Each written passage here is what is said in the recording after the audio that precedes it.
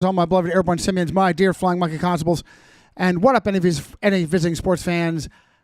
You know what I'm thinking right now. I'm Giovanni Cirucci. This is Resistance Rising. Those that know and love me, call me Johnny. Those that fear and hate me, pretend I don't exist. Like pretty much all of alternative media, but especially alternative health, alternative medicine. I'm not going to do vid clips right now because I am absolutely thrilled to have Nathan, the Esoteric Nomad, on with me today. He was a seminal member of our All Roads Lead Back to Rome roundtable that we did a couple of weekends ago. Very, very thrilled with that. This goes back a couple of months now. I want to say it was my young friend Justin Leslie who said, "Hey, check this young man out. Look at these shorts that he's doing." Instagram and so I pulled it up and I was like, wow, what is going on? Is there somebody out there that's not saying Jews? He's actually not only is he not saying Jews, he's actually pretty well focused on the J word, Jesuits. So I don't remember how we connected, Nathan, but how did I find you? Was I able to get an email? And then look, the bottom line is he answered. Okay. He answered. That's huge. That's a great sign of legitimacy, of accessibility. I find the more accessible a host is, the less I am concerned that they are controlled opposition. Because it just seems, and I don't know what your experience on this is, Fascinator is here, but Nathan, what your experience is in relation to trying to connect with other notables, it just seems very, very, very few. They don't even have a contact page. If you're able to find a connection, they just aren't, they're just not accessible. Me personally, what I have found, Fazz, go ahead. Check test. Is this on? Yeah. Now you got it. Okay. No, I wasn't going to say anything. Okay. You look like you're trying to jump in. I got you. Yeah. But go ahead. I will say this. I think I do like Nathan's work, and I think I sent you a couple of his vids at one point. I'm sure you did. I'm sure you did. A lot of his stuff up too. Your audio's low, pal. Your audio's low. Let me check my speakers. Okay, make sure my speakers are okay. Yeah, my speakers are blown out now. Okay, good. Okay. Yeah. So, Nathan, I found that it just seems like there's a lot of people that are at best odd and at worst that just seem controlled opposition. And accessibility is a very, very big part of it. People that just don't want to interact with their audience, to me, because they don't want to slip up. They don't want to slip up off script. What is, first of all, pause and hold that thought. Back out to the beginning. Oh my goodness, young man, how did you get to be where you are? What was your red pill? And then from there, how come you aren't being sucked in with everybody else and blaming Jews? Well, so my upbringing is kind of, I guess it's like kind of unique. I mean, most of my life I was an atheist, and like growing up, I did everything right. I followed the ideal societal script that you're supposed to follow. Like I got like straight A's in high school. I got like straight A's in high school. Sorry, my cat is banging on the door. Can you give me a moment? Go ahead. Yeah, sure. Too funny. All right, Fascinator, catch us up. Where you at? What are you doing? I'm doing pretty good. I'm trying to work on a couple things. Trying to write a script for some automation with Facebook and stuff. But okay. So if anybody's not tracking, Fascinator has created a Facebook group by, it's not by invitation. You can find us. You just have to be thumbed up, brought in. Yeah. Let your fur baby be wherever they want to be. My bad. I have a lot of animals in this house, so it gets a little crazy sometimes. I got one right in my ribs right here, so I got you. I understand. So we were Anyways, talking about your background. So you were talking about how you were like secular atheist. You were doing all the checking the boxes, masking and vaxxed and all that. And yeah. So I mean, I did everything I was supposed to do. I got like top engineering roles as soon as I graduated from college, and uh, and then soon while I was working as a software engineer, like uh, after college, I quickly I slowly started to become more immersed in like spirituality, and I slowly started to realize that there's like more to life than just like doing what you're supposed to do.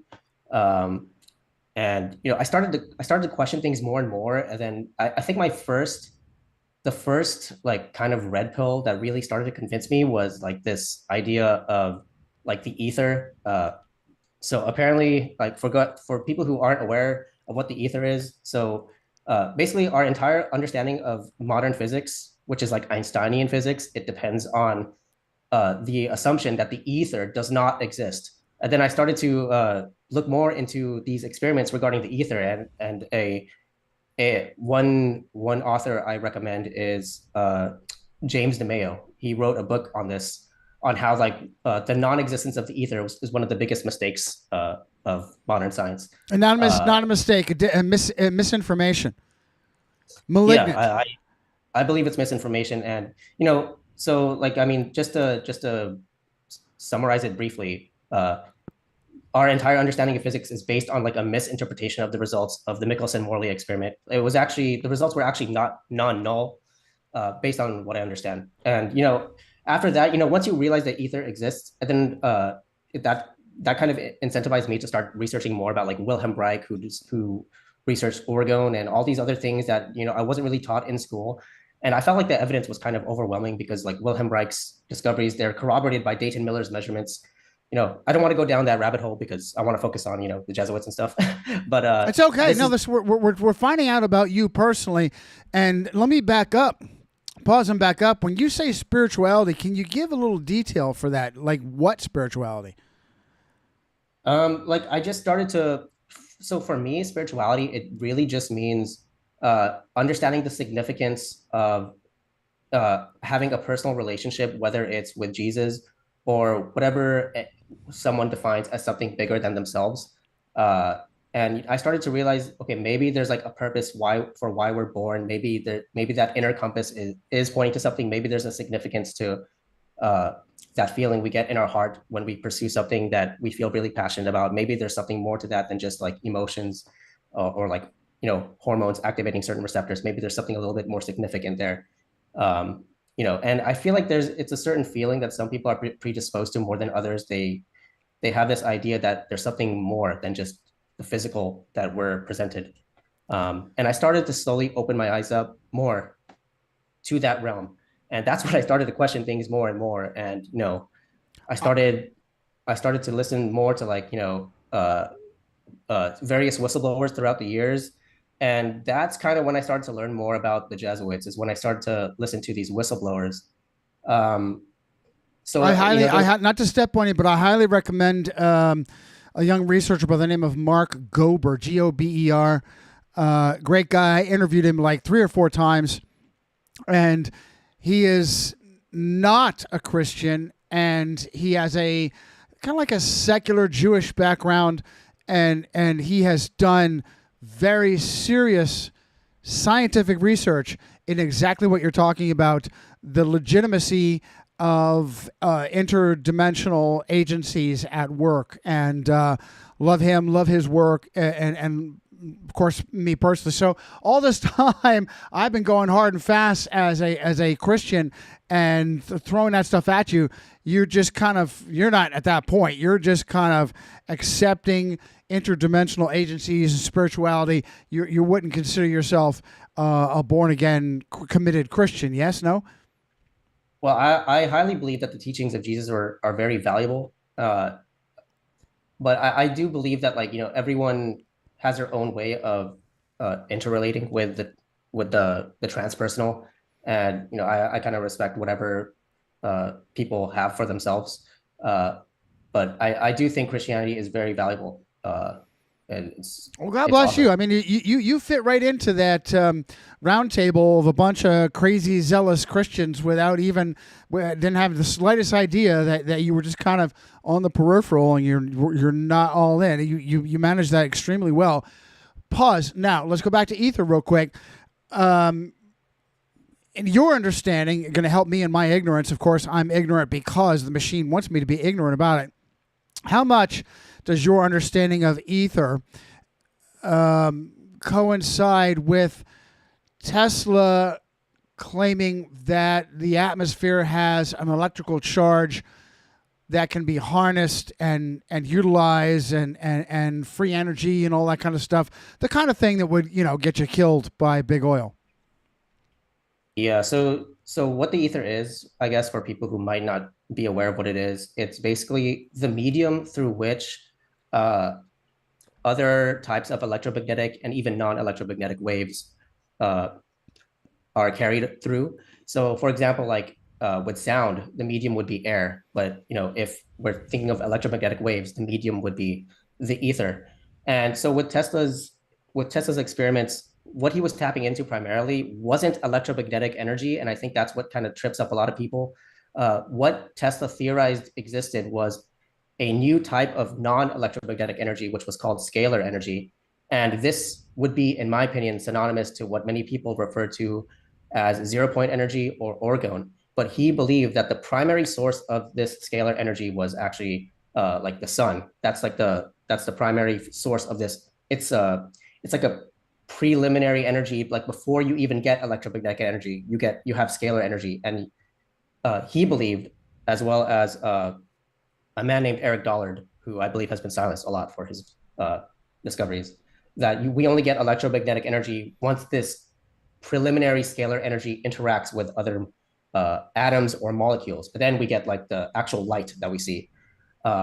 So Tesla believed that there's energy that could be harnessed all around us, primarily coming from the stars, and even I believe that even the Earth, at the center of the Earth, there is a source of scalar energy that can be harnessed, and I believe that too. But I mean, the whole point is that there's a lot of evidence to substantiate it exists, and it kind of made me realize, okay, like this default narrative that I've been taught my whole life, maybe it's worth questioning some things. And for those who don't know, scalar energy is like, that's basically it's thought energy as well. And once you accept that scalar energy could exist, you have a plausible mechanism for all these like so-called spiritual experiences that science doesn't really accept, right? So I started to accept that more and more. And then slowly I started to realize, okay, if like the general population doesn't accept that this exists, who's keeping us from understanding this? And then that kind of led me down a lot of rabbit holes. And for the longest time, I also thought it was the Jews. But then I started to I was like, things kind of got fishy for me when this shit just started trending on every social media platform. That's when I started to question things more. And then I went back to some of the whistleblowers that I was listening to, and one whistleblower in particular who really woke me up was this woman named Sfali, and she talks a lot about the Jesuit order, and she basically says specifically in her book, the Black Pope is the most powerful person in the world, and she directly addresses this idea of a dual world order, and she says, oh, she rejects the idea of a dual world order. They're just patsies, and the Jesuits, they actually hate the Jews and they want to exterminate the Jews. And that's kind of when things started clicking for me. I'm like, okay, well, if the Jesuits are actually in control, their plans are going right, as they're going perfectly right now. And then I started to research. There's a lot of independent research to corroborate what she was saying, because then I started to discover Eric John Phelps, and his book is pure names, places, dates. I think we can both agree he has like some weird stuff that he pushes on the side, but his books, there's a lot of names, places, dates that can be corroborated independently. So I appreciate that. That kind of woke me up. And then I discovered your work as well, and your whole thing is that the Jesuits are using Jews as patsies, and like then I realized, okay, everyone in the mainstream is like Roman Catholic. And then I just kind of started putting two and two together, and I was like, holy shit, this is like the final deception. So absolutely right, Bill. Good to see you. Let me just address what Nathan said, and then I'll go to you and Fazz if you guys have any questions for him. But listen, Eric Phelps, how weird is this? Eric, because of his fact-based evidence, is the one that gave me my Jesuit red pill. And at the time, I lived 10 minutes away from him. I was back and forth with an attempt to connect with him, eventually did connect with him, and eventually got turned off by his craziness. I personally feel that he is an incognito Jesuit because he has just amazing insider information that he discredits with his race baiting and Jesuit eschatology. He teaches a warped version of Jesuit futurism. He openly admits it's futurism, and it just I feel like his mission is to Jesuits do this. There's a vast what's the word I'm looking for? Spectrum, I guess works as spectrum, vast spectrum. And on the far, far left is wide open, is what everybody has access to. Lamestream media, wide open. And it's almost all lies, misinformation, bunk. And in that spectrum, and then as you get a little bit further to the right, you come out of mainstream media and you get into magatards and conservatards who give you a little less bullshit, a little more truth, but really not a lot of it. The back in my day, it was the Limbaughs and the Levins and the Irish Catholic Bill the Grabber O'Reilly, Irish Catholic Sean Hannity, the Jews, like I said, Levin, and Michael Weiner, a.k.a. Michael Savage. And that's a little bit less of the mainstream buffoonery. And then after that, you get a little bit more closer to the truth with Alex Jones. And then he is very, very obviously doing something that I would say is Eric Phelps is doing, is giving you less accessible truths and then discrediting what he gives you with just bold buffoonery.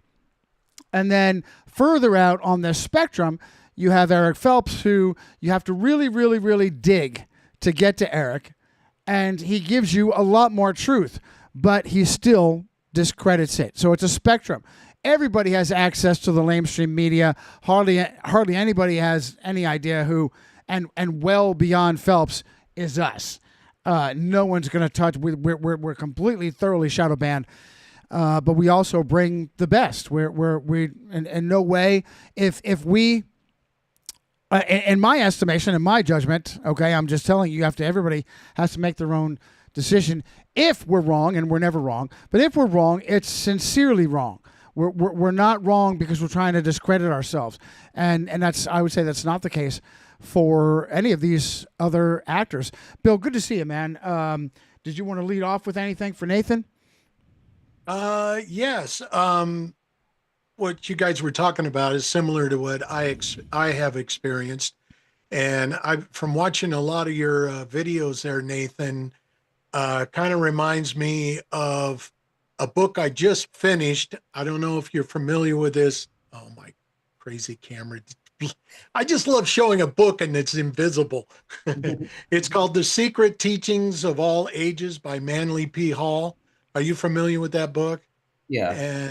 And I noticed that there was a couple of short videos that you did, because what this does is exposes, all the symbolisms and, the birthings of Gnosticism and the Illuminati and all those, secret societies and everything, where they got it. It's pretty much a book on the history of all that. And it's just some fascinating stuff that I read. Took me a while. It's a pretty thick book. It's about as big as this guy's book here. This Illuminati Unmasked. Which, that guy is a putz. He doesn't know how to write books. All of his friggin' books are 600, 700, 800 pages. He needs to learn how to write a book. No, but it's got names, places, and dates, and that's what's important.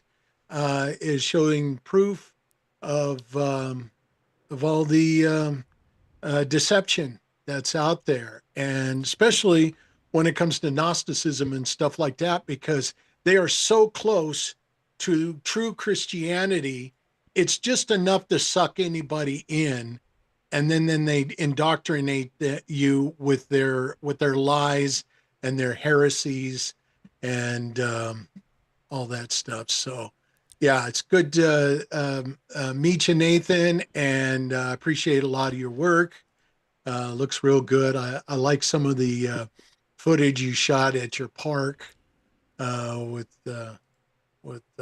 walking through the park and stuff. I do that a lot myself. So it's Love you, Bill. mixing Appreciate it you. all in with all the good information that you present is awesome. I asked everybody to study up. Not to, I owe the guys a Cirucci team flipping tables Friday, and I said, listen, instead I want you guys, if you're up to it, if you're studied, if you're familiar with Nathan, and the guys were, at least the ones that are showing up, Bill, Fazz, and George is all studied and prepared to talk Nathan. Nathan, you have a whole sheet that might be Manly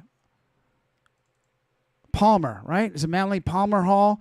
Might be a good segue if you want to break over into your notes on Freemasonry, and I'll pull It's them up. Manly P. Hall.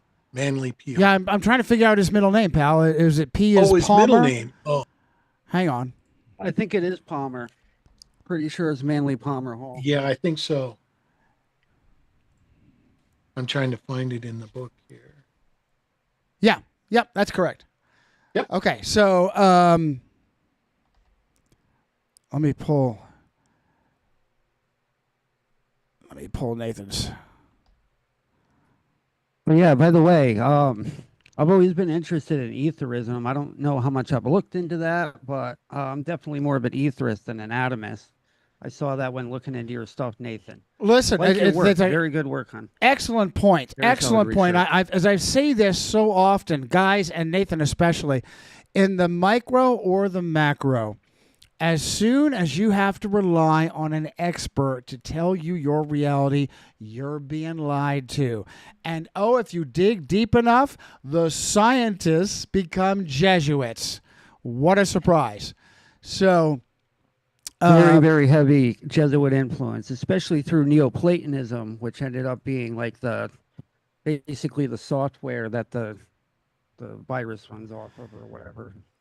Woolsey, Trojan horse. Saucy, we're greatly indebted to Saucy, who may very well have been a,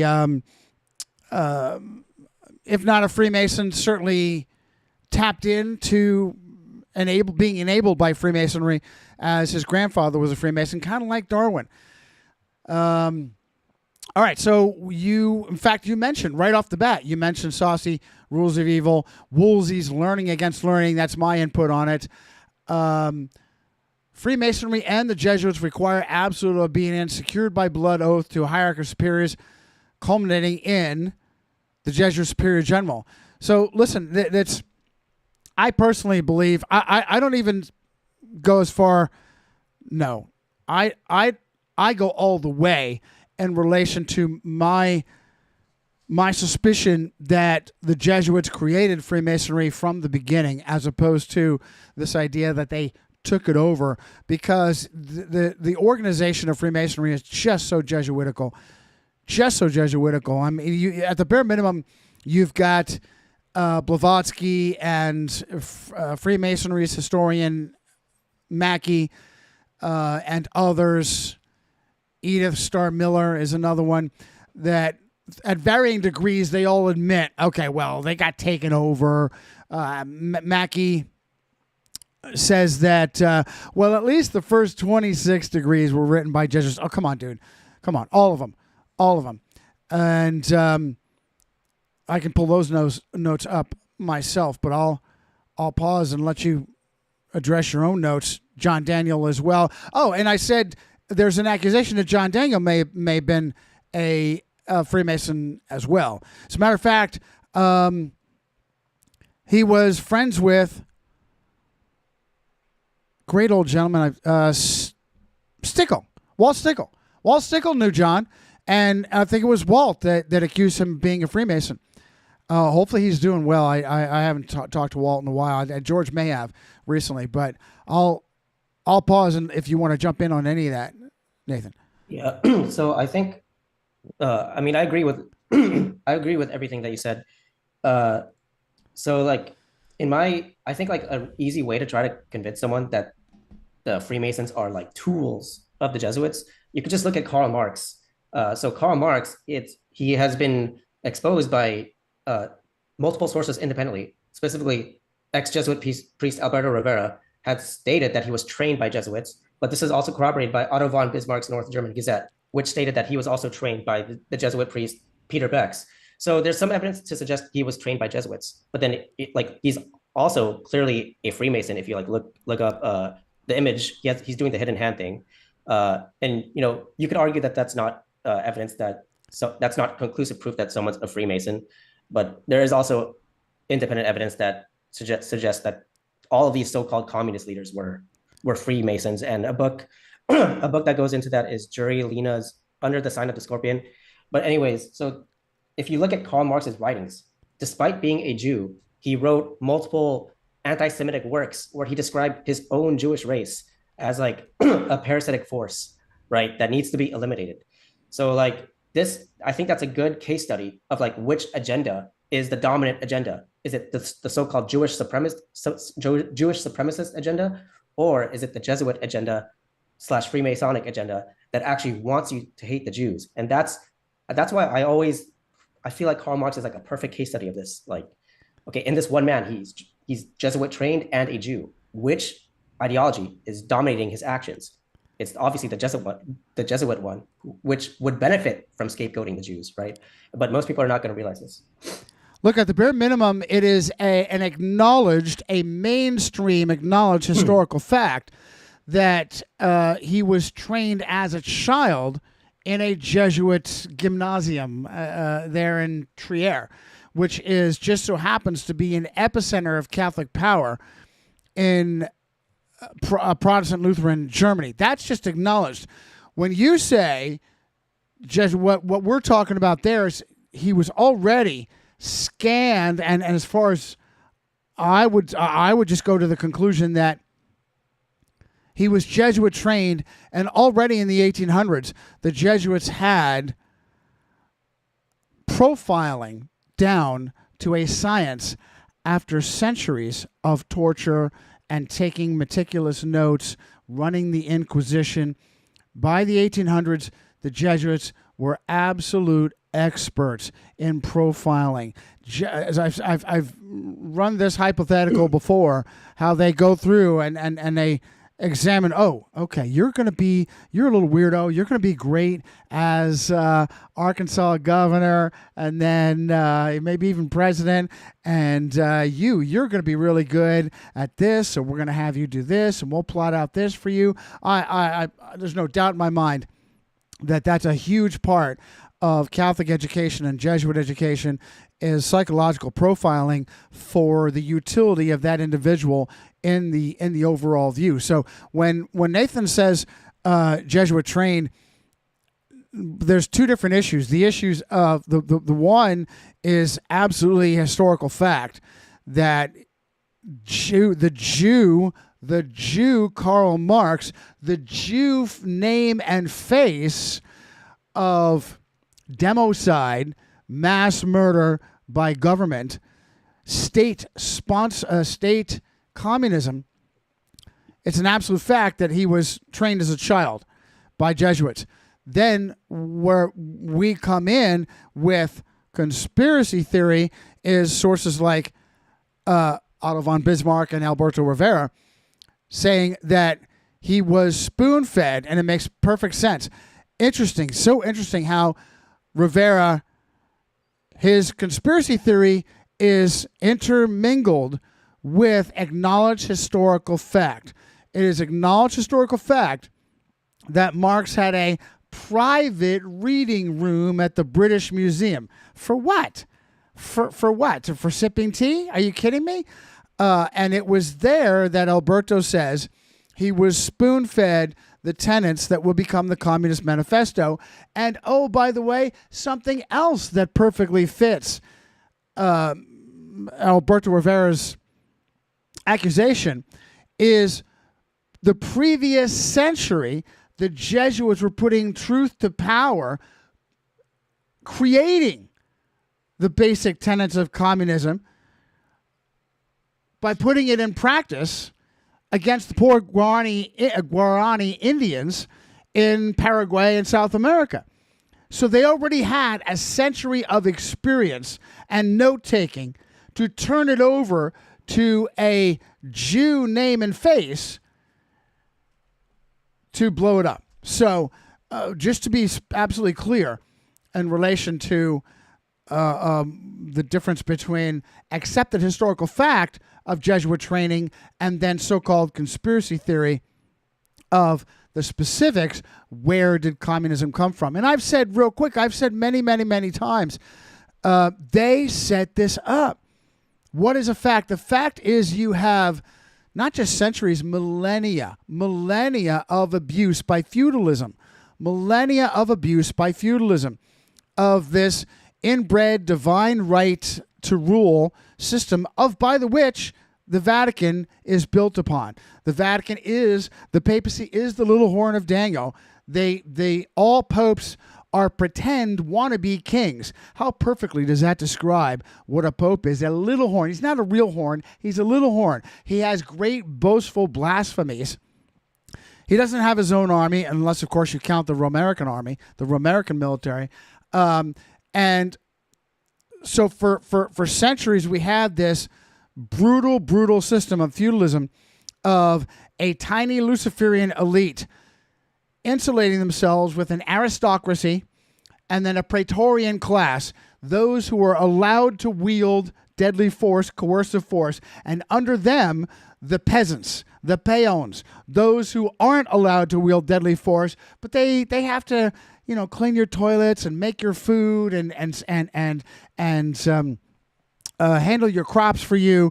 And so you just kind of deal with them, but you want to bleed them off. You want to cull them every once in a while. So after the abuse of millennia of feudalism, Nathan, the Jesuits knew this. Their ancient algorithms, right? Their ancient AI.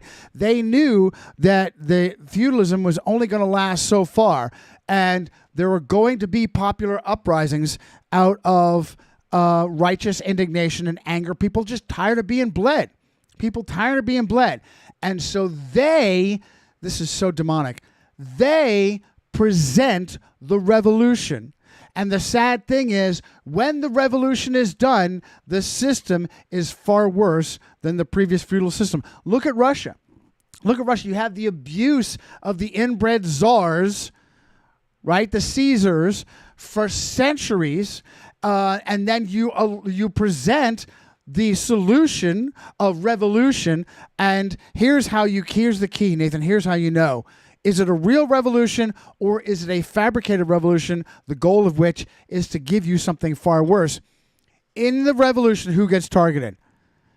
Does the big money get targeted? Big business get targeted? Do the inbreds get targeted? No, you had one tiny group, the Romanovs, a single family of Romanovs. They supposedly got whacked. Nobody else was touched.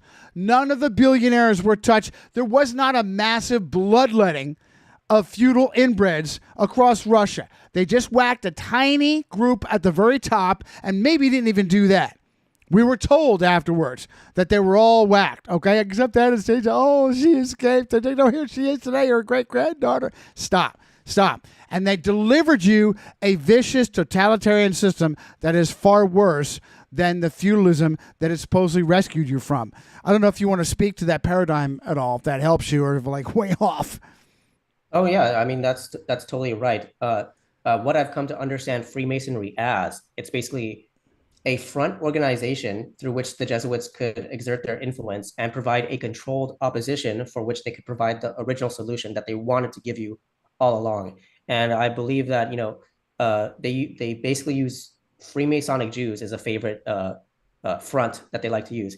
And I feel like a lot of people misunderstand and they think that I'm saying Jews aren't to blame. There are definitely a few traitorous Jews. I think that's the right word.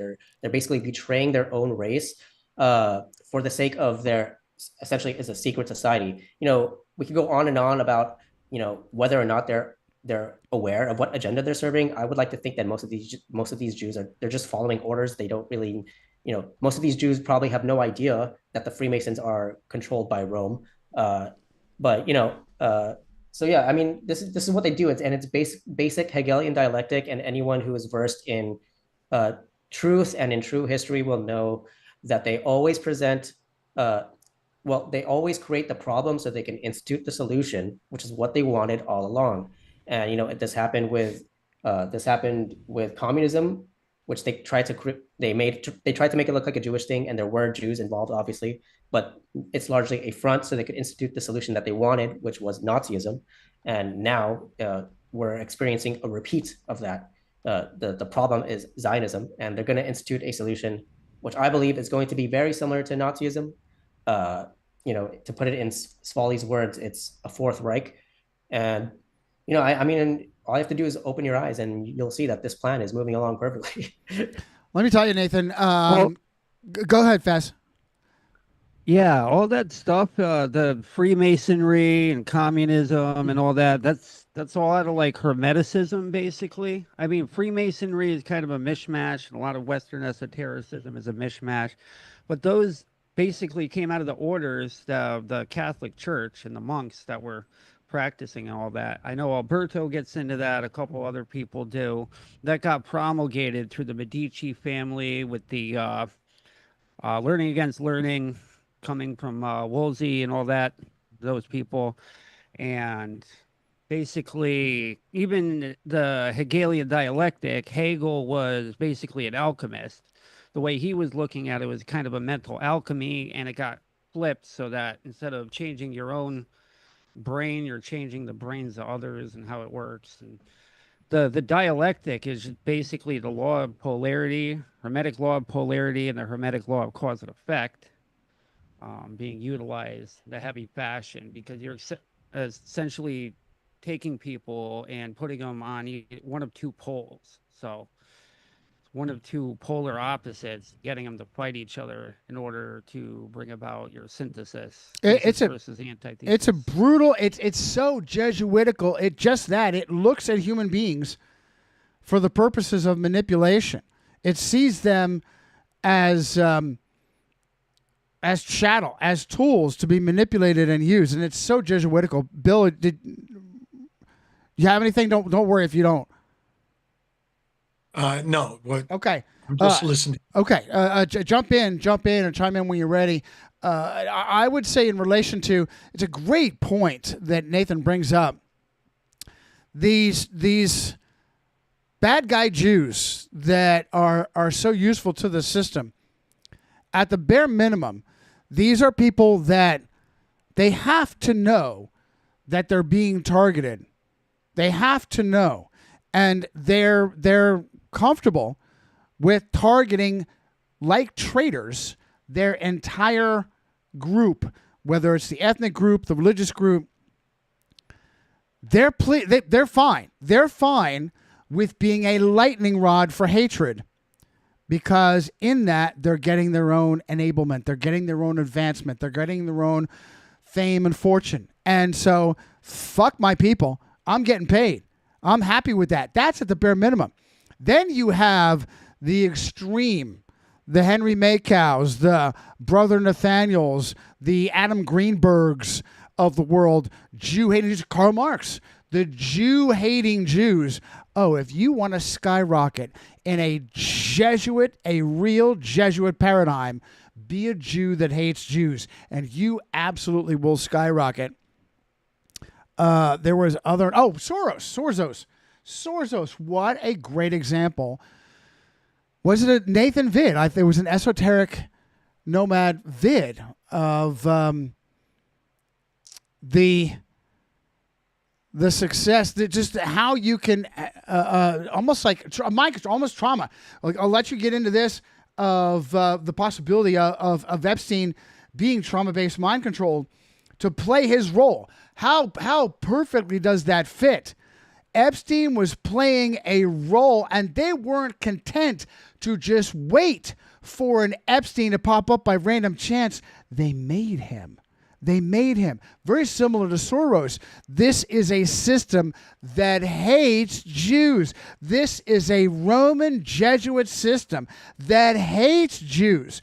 And look at a guy like Soros, who told 60 Minutes when he was a 14-year-old teenager that he went around disguised as a Christian. No, screw you. He went around disguised as a Roman Hungarian Habsburg Catholic with his uncle collecting Jewish property for the Gestapo from those who were arrested. And it was the happiest time of his life. Does he have any guilt? No. Somebody had to do it. Might as well have been me. That's not me. That's him on 60 Minutes, and I'll pull the clip up for you. Nathan, what do you think about any of that? Yeah, Bill first. Bill and then Nathan. A lot of it is just like some of these programs, like the MK Ultra and all that. That was what was in. Gosh, I forgot her name, but Kathy O'Brien. Kathy O'Brien, where they groom all these people, and like you were mentioning about Bill Clinton and all these people, a lot of them are from practically birth. They are brainwashed in, okay, you're going to be president of the United States or whatever. And so they use these programs like MK Ultra and everything to program their minds to whatever they, that's why they become such puppets. But victims have choices, Nathan. Victims have choices. There's and also a large paradigm there. There's a lot of variety there. You look at Annika Lucas and Fiona Barnett, who are really betraying victims right now by giving cover to the Catholic Church and Jew baiting and Jew blaming. And then you have others. Kathy, I even though Kathy is running from me, I still give her credit. At least from the beginning, early on, she was all zero focused, laser focused on the Catholic Church, on the Jesuits, and Max Lowen is still focused on the Jesuits today. And this is she's not, there is still fear. She still is worried of backlash, but at least so victims have choices. Victims have choices. Michael Jackson. Oh my goodness. All this time everybody was making fun of Michael Jackson and all those radical changes that he put himself through. And nobody stopped and said that is absolute trauma-based behavior. Britney Spears, who's the teenage male that oh my goodness. Anyway, it'll come back to me. Timberlake. Timberlake may have been another pop singer, young man pop singer that supposedly is now born again, evangelical. But you watch these kids. They cover themselves in tattoos. They shave their heads. They have these radical. Miley Cyrus, another one. Miley Cyrus. Certainly shows all kinds of evidence of being trauma-based mind control, being sexualized as a child, and yet making her own choices. She is like a drug. The fame and fortune, she is addicted to the drug, and she is happy to compromise ethics and morality to stay addicted to the drug of fame and fortune. Justin Bieber, I think, was who I was thinking of another example. And I think Bieber is another typical example of his own family putting him into that. It is the ultimate satanic betrayal of parents that subject their children to that stuff. Nathan, do you have anything back on that? Yeah, I think you brought up a really good point. There's a huge trauma-based mind control aspect, and I would go as far as to say that trauma-based mind control is the glue that keeps this global cult running. It basically allows these cult members to have completely distinct personalities that are completely separate from their everyday personalities, and it's these other personalities that are actually involved in the cult activities. And this is basically how they've been able to maintain this cult in absolute secrecy for so long, is that so many of these pawns, they don't even know that they're involved in these cults. And that's also something that, I thought that was kind of weird when all this, like, Jew stuff started going mainstream, I always knew trauma-based mind control was a Nazi thing. And so like I knew that the Nazis perfected trauma-based mind control, but in my understanding, I didn't have a complete understanding of like, okay, what happened with the Nazis afterwards. So I kind of just like assumed, oh, I guess like the Jews just like took over. For the longest time, I just thought, I guess the Jews just took over the Nazis. I guess I don't know, because I also knew that like the Nazis were incorporated in the intelligence agencies after the war through Project Paperclip, which a lot of people were talking about, but it seems like that completely got memory hold. People just don't like to talk about that anymore. And then, you know, I started to read more into other people's works. And, you know, I realized that based on a lot of these whistleblower testimonies, the Jesuits are the ones that are, they are experts of mind control. And Kathy O'Brien, I believe, specifically cited the Jesuits as like the experts of mind control. And there's a huge connection between the Jesuits and the Nazis. So that narrative made a lot more sense than somehow like the Jews, which, which the Nazis obviously hate and like the Jesuits hate. Somehow they took over these masters of mind control.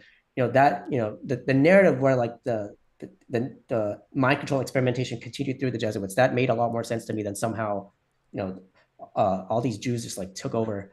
And that's also another thing, that in all of these whistleblower testimonies, I don't recall hearing very often that, some Jew mind controlled someone.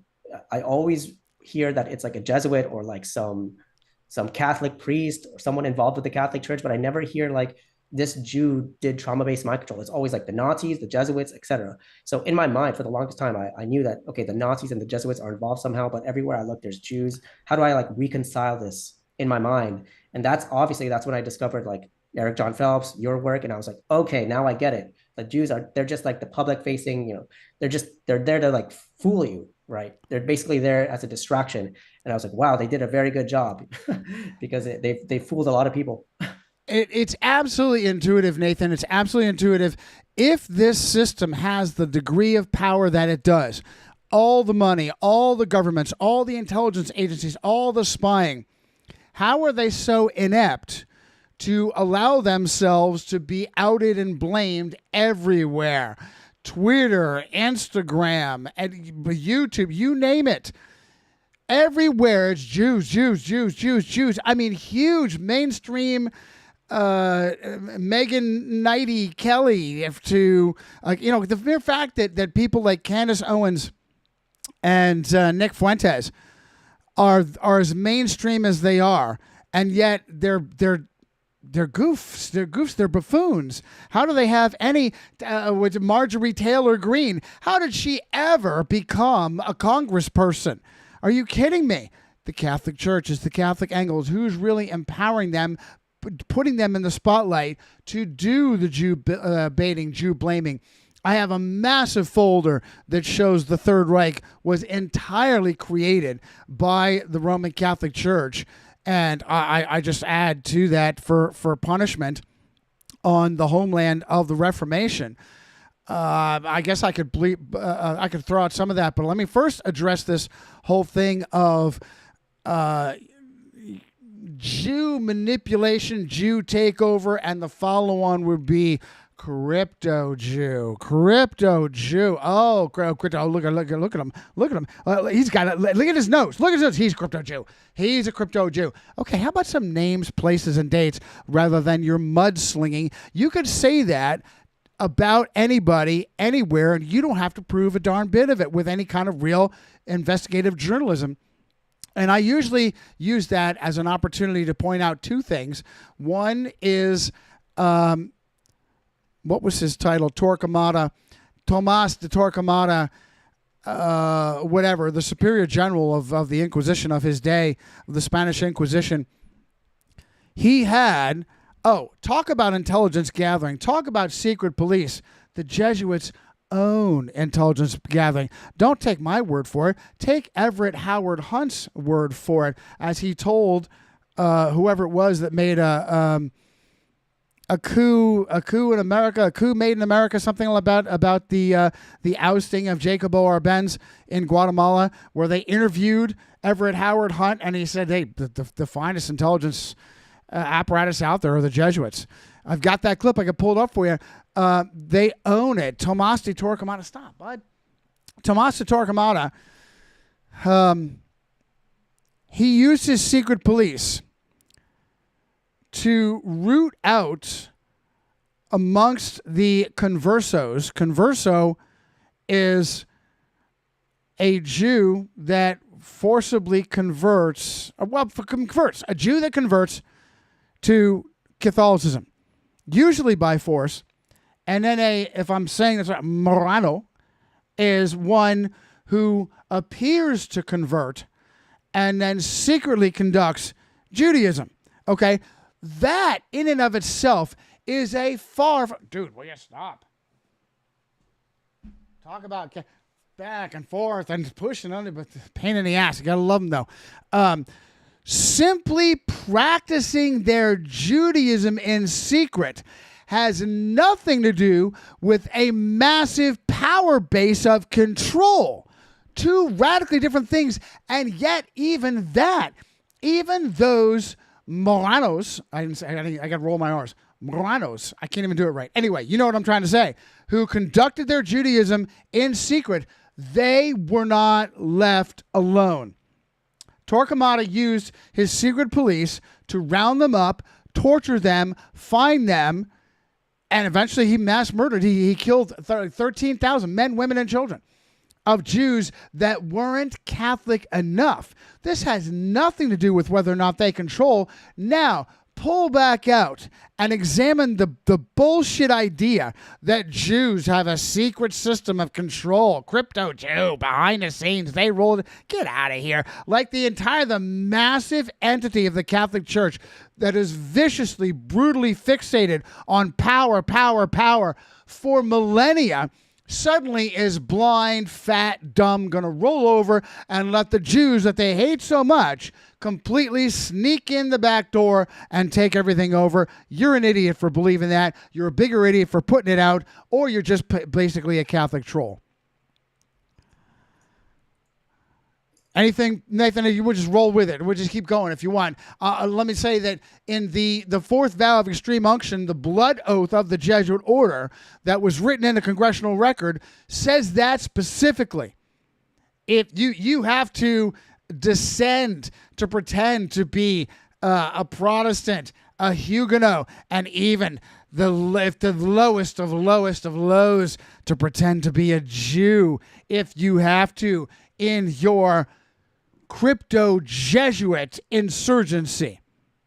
Okay? That makes much more sense than the superficial stupid that we're getting from all these sources, crypto Jew claims. Yeah, exactly. And, you know, I'm glad you brought up the vow of the Jesuits, because, you know, it literally says in their vow to basically pretend to be Jews. And we can go on and on about whether or not that vow is legitimate. However, it was corroborated by Alberto Rivera, and it is corroborated by actual events. For example, the so-called proponent of futurism, Manuel Lacunza, literally, he posed as a Jew. He adopted a Jewish identity, and he wrote about a future physical land of the Jews called Israel. And he referred to other Jews as like his brethren, but he was literally a Jesuit. So, you know, there is some real historical events to substantiate that fourth vow, this strategy of hiding behind Jews. Also, you don't know how many times people send me that book, what's it called? The Jesuits as a Synagogue of Jews. And that book was actually created by someone who was Jesuit trained. It was a Jesuit scholar. So, you know, that doesn't automatically disprove the book, right? But if you actually like read the book, he's only able to prove that 1 out of the 7 original Jesuits was a converso. And not only that, he completely acknowledges that they banned the Jews not long after that. So if only 1 out of 7 was a proven Jew and that they literally banned all Jews not long after that, why would he name that book the Jesuits as a Synagogue of Jews? Isn't that obviously a hyperbole? Well, it's because they want you to just look at the title and jump to the conclusion, oh, look, here's a source that tells me that the Jesuits are Jews. But if you actually like read through the book, he's not saying the Jesuits are Jews, but it's meant to like distract people. And you don't know how many times people just send me like a screenshot of the cover of that book. And they're like, look, a source that tells me that the Jesuits are Jews. The problem solved, mystery solved. But they're, if you actually read the book, you'll see it's clearly like a Jesuit deflection made by a Jesuit, but not a lot of people realize that. I have a list. Where is my list of incognito? As I'm digging through, at the bare minimum, let's go. Let me go back to Alcazar. Alcazar, the god, or was it Lacunza? Yeah, Lacunza. It was a Jesuit Lacunza,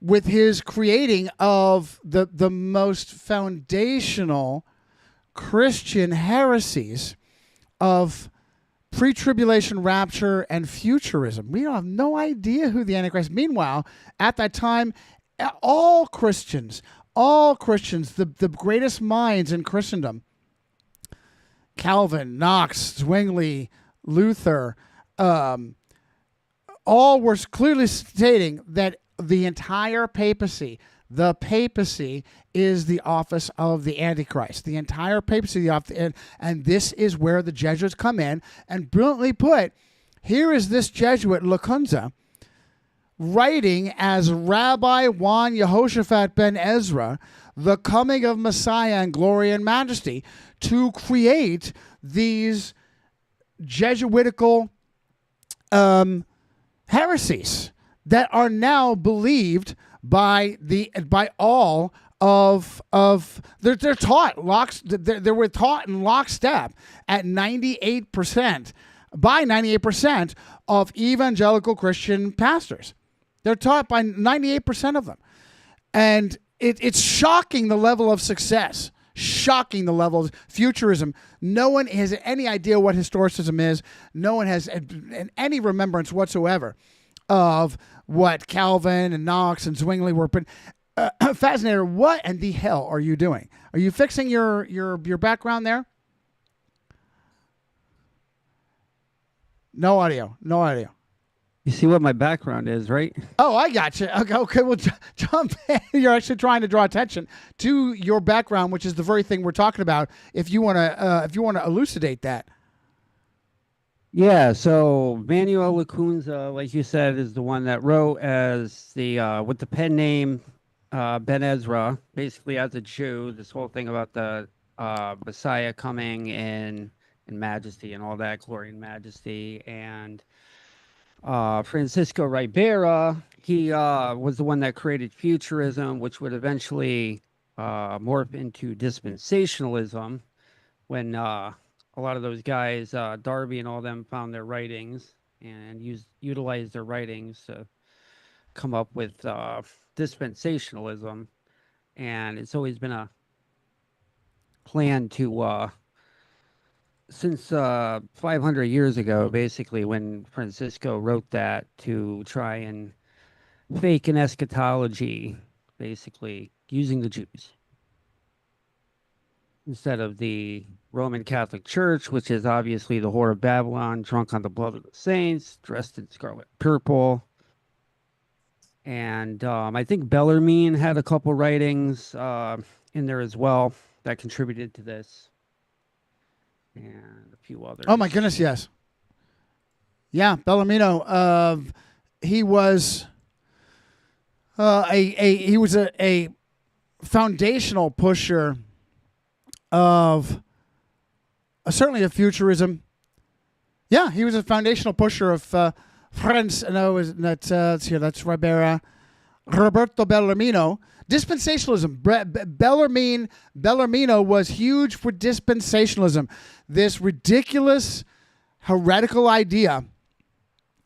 I can think back like yesterday and remember the 5th of November, Jesuit Chuck Missler and his connections to Jesuit Calvary Chapel and Jesuit Chuck Smith talking about the metaphor of the chess clock.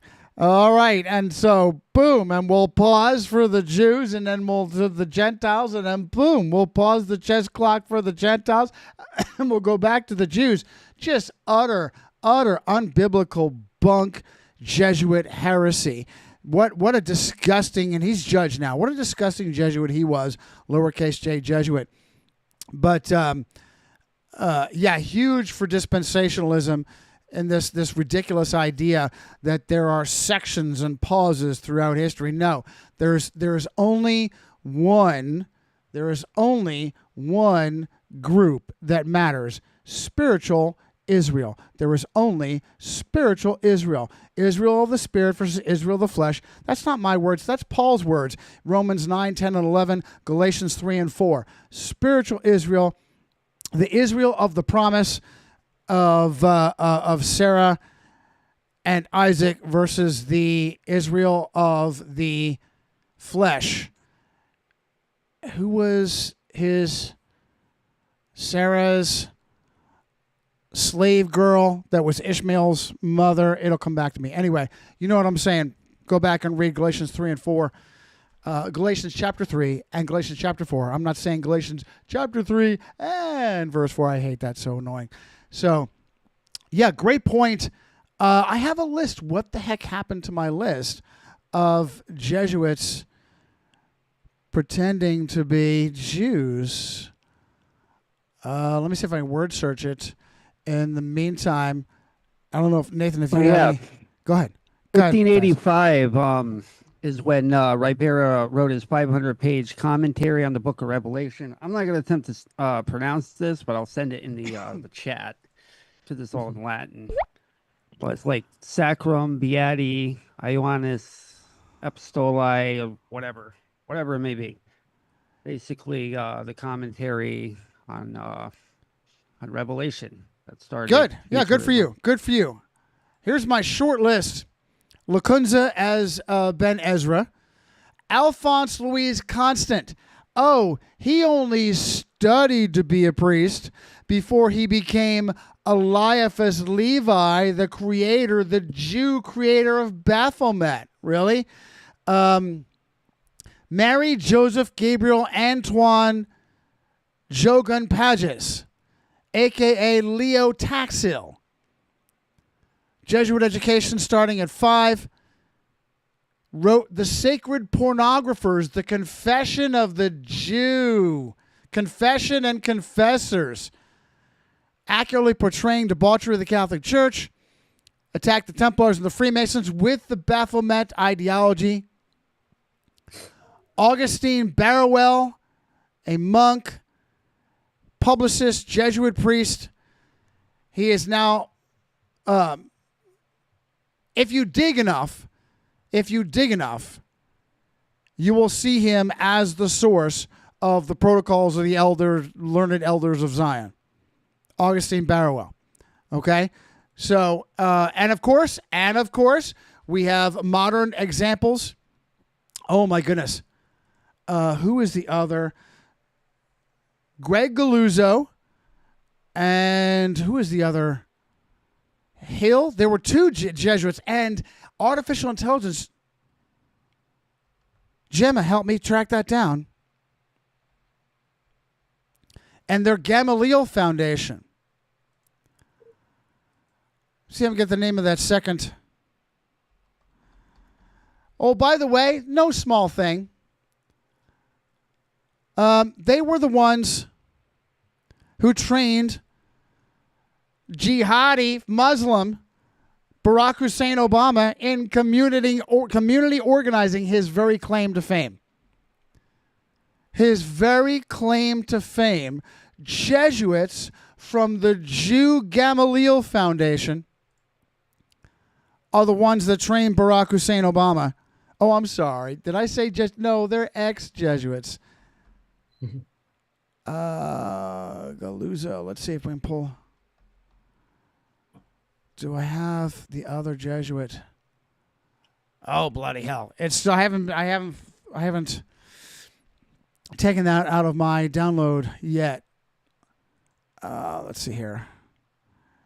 Galuzzo. Yes, please. Is it in there?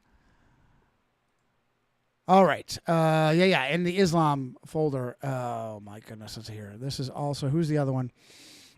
The other one is Galuzzo. Come on. Doesn't Obama like his Catholic trinkets too? You have like absolutely, yeah, rosary beads and all that. Jerry Corsi of WorldNet Daily, that intrepid Roman Catholic journalist, had an old article from decades ago about all the crazy shit that B. Hussein kept in his pockets, to include rosary bleeds and a picture of Mary, the Queen of Heaven. Jerry Kellman and Greg Galuzzo.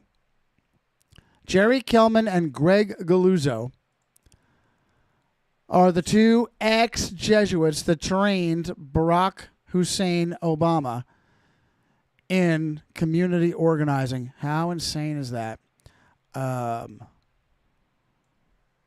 Okay, let me pause and take a breath and see if, Nathan, would you like to continue on your Freemasonry? God bless you for giving me the notes that you had prepared. Excuse me. We can go back to Freemasonry, or we can stay focused on the Jewish issue. Whatever you like to continue on. Okay. Yeah. So, I mean, I was just reflecting on this quote. A lot of people think the anti-Semitism associated with Nazism came out of nowhere, but there's a lot of citations to suggest that this anti-Semitism came as a result of the publications that the Catholic Church has been issuing for many decades beforehand. And I have a quotation, like a very good book on this is called Popes Against the Jews by the historian David Kurtzer. And he talks about how the Jesuit publication Civilita Catholica was foundational for what later became Nazi fascist laws. And there's a quotation by Roberto Farinacci, and he credited the Catholic Church for laying the groundwork for anti-Semitism. And he stated, quote, "If as Catholics we become anti-Semites, we owe it to the teachings that the church has promulgated over the past 20 centuries." So that's pretty telling. And it's this idea of like separating the Jews, and separating the Jews in their own like ghettos, and identifying them with yellow signs that actually came from the popes. Like the Catholic Church did that previously for years. And yeah, so I mean, a lot of the inspirations for racial laws came from the Catholic Church.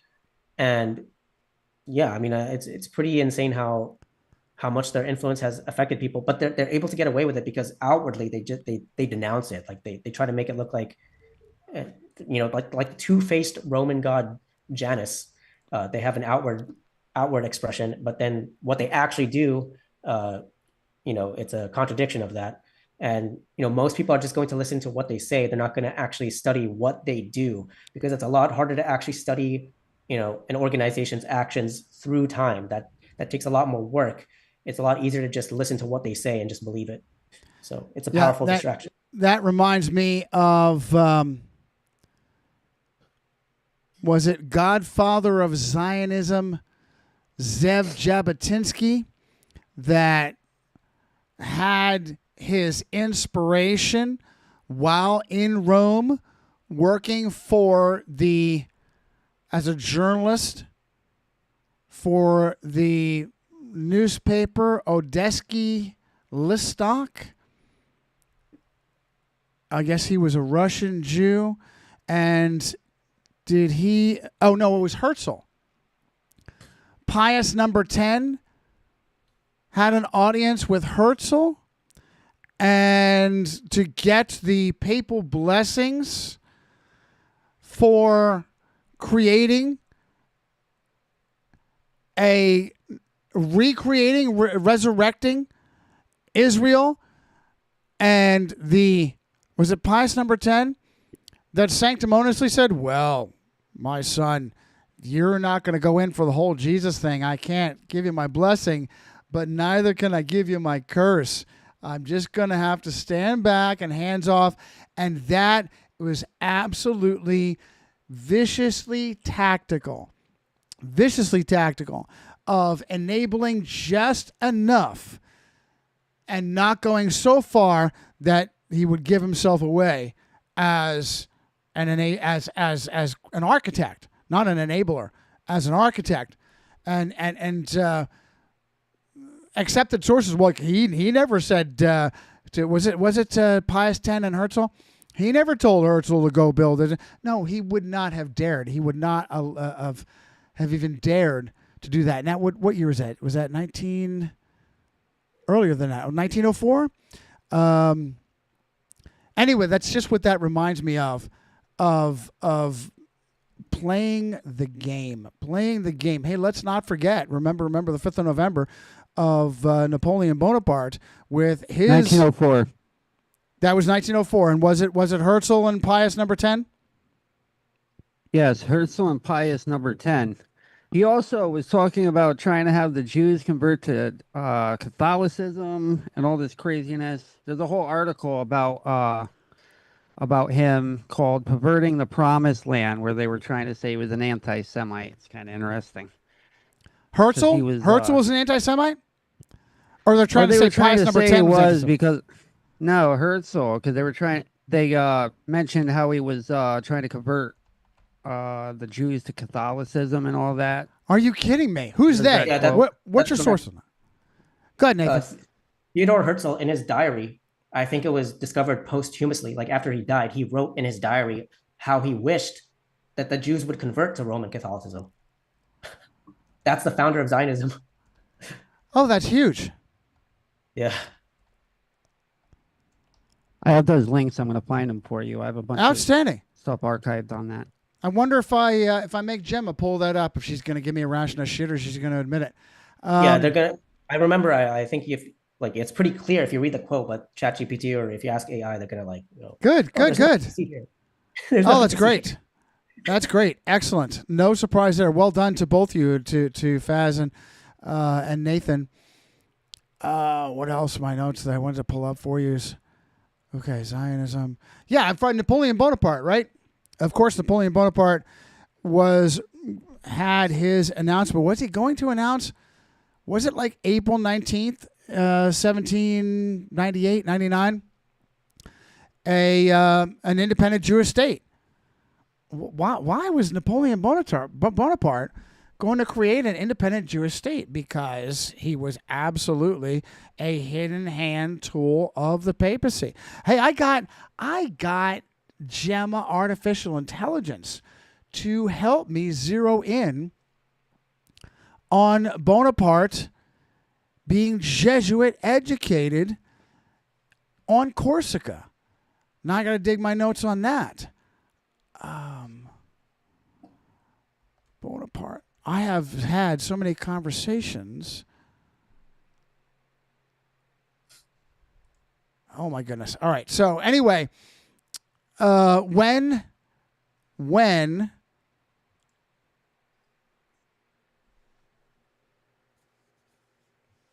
the Jesuits suppressed themselves per Saucy. The Jesuits suppressed themselves per Saucy. Where did they go? Where did they run to? The Jesuits in France ran to the island of Corsica.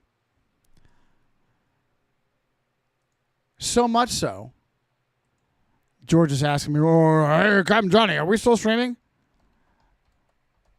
Yeah, we're probably got less than an hour left there, Professor. I sent you those links, by the way.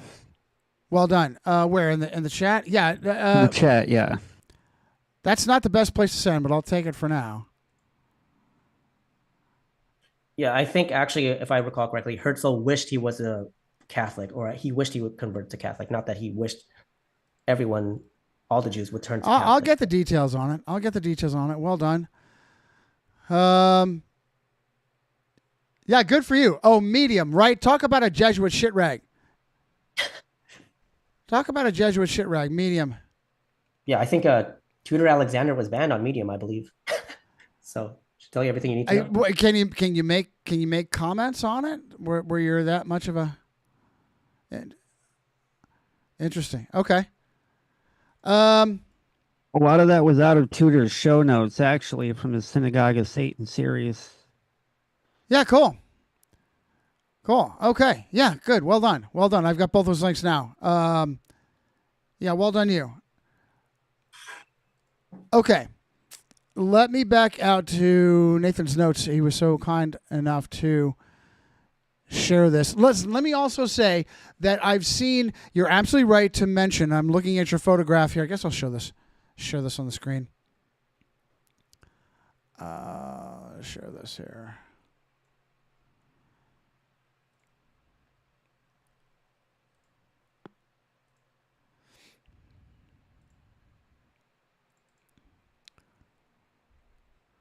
So you've got this great photograph of Marx, Lenin, Stalin, Trotsky, all wanking themselves with their hand up their heinies. Okay, so making that gesture is not proof that someone is a Freemason, but it has been resoundingly consistent. Let me say this. I have never, to my knowledge, seen a portrait of some clown sticking his hand up his hiney and then digging for their connections to Masonry and been skunked, not being able to connect them to Masonry. Especially, this is especially true. People say, "Oh, Johnny, you can't do that. You can't say that. That's just how they did it back in the day. That's just how they made their portraits." Napoleon Bonaparte, George Washington, excuse me, many examples of these clowns doing portraits with their hands up their heinies, and sure enough, there is outside historical evidence that they were in fact Freemasons. So, no, it is not a foregone conclusion, but that is absolutely an indicator for you to look deeper and suspect them of being Freemasons. And, oh, by the way, what is a Freemasonic Jew but a secret keeper? A secret keeper, a Jew that has a loyalty to a different chain of command, non-Jew chain of command. There's an epiphany right there for you. Johnny's jerk way of saying epiphany. Why? Yeah, exactly. Go ahead. Right. Like, that's such a good point. Like, the whole point of a secret society is that it establishes some sort of hidden power hierarchy that supersedes everything else, including like race and like borders, right? So if the only thing binding this cabal together is the fact that they're Jews, why would Freemasonry even exist in the first place? The whole point of Freemasonry is that it creates a secret power hierarchy that is unknown to the outside world. And that's the whole alternative. point. An alternative hierarchy. You have no need for Freemasonry. Bill, I'll get you on in a second, pal. You have no need for Freemasonry because you just managed by Judaism. Whoa. Why do you have these Jews who were, and I'll pull the picture back up on.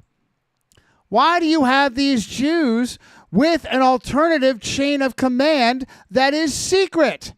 Because they're playing a role. And even Stalin, Drushkashvili of the Jew people, had a Jewish background before his Jesuit ordination. Okay? Wild Bull Munsell, what did you have? Yeah, another good example is I'm trying to remember his name. He was a lot of evangelicals look up to him. And he had his hand in his cloak too, but then he had his newsletter was the trowel, the Mason trowel or something. Who was it? Was it Spurgeon? That's correct. Spurgeon. Yeah, Spurgeon's a good example. Charles Even Haddon though he had Spurgeon. his hand in there, but yet there was other evidence showing that he was a secret keeper. Yeah. So his magazine was The Sword and the Trowel, which is very, very Freemasonic. And there are at least two portraits, and I'll pull them up for you. And Spurgeon is household. He is household for Christian biblical exposition. He is household in relation to not focusing the way we focus, but at least claiming every once in a while, he will say Rome is the whore of Babylon. He doesn't focus on that. No. And I have to do, now that I have artificial intelligence. Yeah, and he also had some pretty weird dreams too that were totally unbiblical. Yep, there's one of them. Yeah. Yep. Yeah, good point. Good point, Bill. Yeah, I highly suspect that when you've got that hidden hand thing, now I'll have to ask my artificial intelligence, Gemma. I've renamed Gemini Gemma. I'll have to ask her. He's very Billy Graham-esque in relation to whether or not I can nail him down. He might be one of those rare examples of Mr. Hidden Hand that I cannot get official sources to admit or acknowledge whether or not he was connected to. But of course, that's the secrecy angle. That's what secrecy is all about. They don't want to out everyone. They may be okay with once they're dead of acknowledging them. But yeah, I will look that up. I'll keep him up there and I'll see if Gemma has anything background. So finally, George, we have about 3 minutes left. No, I'm kidding. We have about 40 minutes left, 40 minutes left to our 2 hours. I know George studied hard and has questions for Nathan. Professor Reply All George. Professor Reply All George, go. Oh, hello, Nathan. Chris, Bill, Johnny. Okay. So quick question for you, Nathan. Could you please talk about the nexus between the Trump family and Nikola Tesla, specifically John Trump? His FBI uncle that helped confiscate Nikola Tesla's notes and translate them before they all got disappeared at the Federal Bureau of Inquisition. Nikola Tesla, real quick, his background, weirdo that he was, would bounce around from motel and hotel room. He never really had a permanent residence, and so he was living out of his room until he got hit by a car, but not killed, but it didn't help his health very much, and eventually contributed to his death. And as soon as he died, the Federal Bureau of Inquisition scurried in there and gobbled up all his information. What the heck? Wait a minute. Why is the FBI interested in an electrical expert scientist and grabbing up all his? How is that valuable as a state secret? It's not. It's valuable as a method of enslavement of the people, because Tesla was experimenting in things that could have been dramatic technological advances, particularly on how rudimentary machines were and sources of power. The internal combustion engine was I don't know at what point it was in the 70s, but certainly the steam engine was about as good as you can get. Go ahead, Nathan. I don't know if that helps or hurts. Oh yeah, I mean, I'm not too familiar. I mean, I've heard of I guess you could call it like a theory that the Trump administration or the Trump family has access to classified technology that Tesla developed. I'm not too familiar with that, but I mean, I don't think Trump is like on our team in either case. Like even if he had like some life-changing like time travel technology, which would be insane. Like, Trump, he's trained by Jesuits. He hasn't really done anything. I used to be a huge believer in Trump. Like I fell for it too. And, I mean, nothing has changed. It's been two terms in 6 years. Yeah. 7 years, six or 7 years. And absolutely. And he jokes about his broken promises. He jokes about putting Hitler in jail. That plays before the elections. Now we don't care so much. Are you out of your mind? Are you out of your mind that you mock the magatards? And the magatards are that much more stupid for staying with him after being punked again and again and again. Then you have Stephen Kevin Bannon, the Jesuit-trained Goldman Sachs bankster, who was instrumental in getting the big orange penis in office in 1.0, further bunking and bilking the magatards. Hey, our boy is not building the wall, but if you give me as much money as you can, I'll build a private wall for you. I'll go down to the border, build. And he was taken to court for scamming all of his donors and pocketing the money. And guess what? He got let off. He basically got let. How? It must be the Jews. Must be the Jews. Oh, that's crazy. Right? So how many, clearly, Donald Trump is playing a role. Donald Trump is playing a role. And he's a buffoon on purpose. He is a buffoon. He is the best. Him and Marjorie Taylor-Greene are the best you will ever get for representing right-wing values. Their buffoonery. That is what the machine presents you with the far left powerhouse. They win everything. They run everything. And then they give you the token buffoons for your resistance that never rolled anything back, never have any success. And really they're there for the massive, unstoppable far left machine to laugh at and poke fun at. George, what's the next one? Well, basically, that was okay. There's one other, and you partially touched on this. So basically, there's been this canard for generations, if not centuries, that the Jews run everything. They run Hollywood, they run the banks, and they dictate U.S. foreign policy. Case in point, last year, I just found this out today, that last June, the 18th or thereabouts, Ben Shapiro, who's like who's a conservative talk show host, or supposedly conservative, had an audience with Leo the 14th. So he went to the Vatican. I guess he's over Europe on some business, and he decided to pop in to the Holy See and have an audience with the pontiff. So he was dressed all in black, and he presented Leo the 14th with a baseball from the 2005 World Series. I kid you not. That was the World Series, the last World Series the White Sox won. And the current pontiff, Robert Prevost, is actually from Chicago and apparently is a White Sox fan. So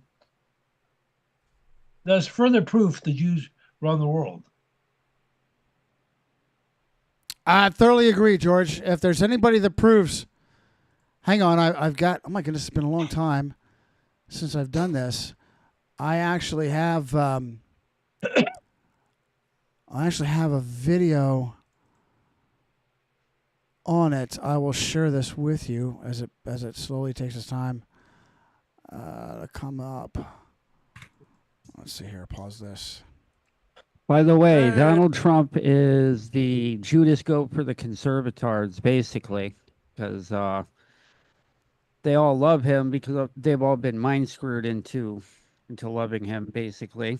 And meanwhile, he's doing all this stuff. Oh my goodness! Like an agent of chaos. Good for you. Bringing in all these biometric surveillance, and putting troops on streets in Portland, in Los Angeles, in Florida. Absolutely, I've said this many times. When you have the left, the demon rats in power, you on a suicide train as fast as possible towards totalitarian tyranny. When there is a phony right-winger reptilian in charge, you just kind of skip and stroll towards suicide and tyranny, unless you somersault and vault through usually a false flag. For Skull and Boner Bush number 43, it was 9/11. For Big Orange Penis 1.0, it was the corona hoax. And this is the 1-2 punch. This is the 1-2 punch. You never, ever, ever, ever have any substantive gains when the reptilians are in charge. Never, never. You always have massive substantive losses when the demon rats. Go ahead, Bo. Yeah. It's just like, you mentioned the bushes and everything, and this is what I've seen is that, what sucked me into believing in Trump was all the promises, like we're going to lock up Hillary. We're going to, he made all these because he said the right things to the conservatards, which I was at the time. And it sucked me in. I go, oh, he's an outsider. He's not really a Republican. He's going to do all these great things.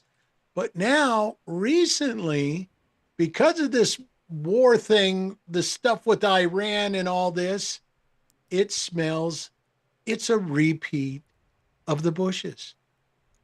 We're seeing history being repeated. Back in the Bush's time, it was Iraq, correct? Now it's Iran.